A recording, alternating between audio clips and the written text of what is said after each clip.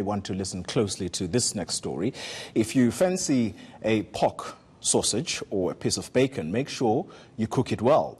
In 2014, a study found traces of hepatitis E in certain pork products in the Western Cape. Now, the findings have been revisited and the virus is still present in pigs. But consumers are being told there's no need to panic. ENC's Stefan Goosen has more on this story. The 2014 findings are being published in the August edition of the SA Medical Journal. It states hepatitis E was found in pork products in 2 different supermarket chains in the Western Cape.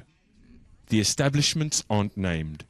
This study was really just to determine whether there were actually contaminated pig products that were actually reaching the shelves and potentially could be responsible for these human infections, which we don't really know how they were being caused.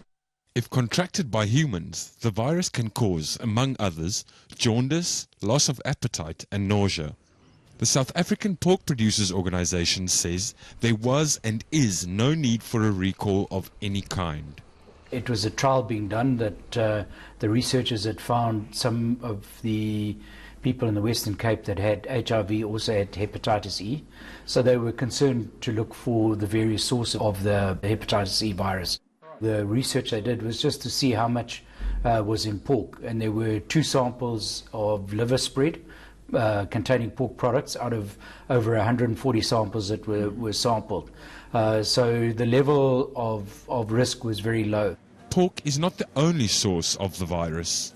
While the products tested were taken from supermarket shelves 5 years ago, scientists say the warnings are very applicable today, because pigs are still testing positive for hepatitis E.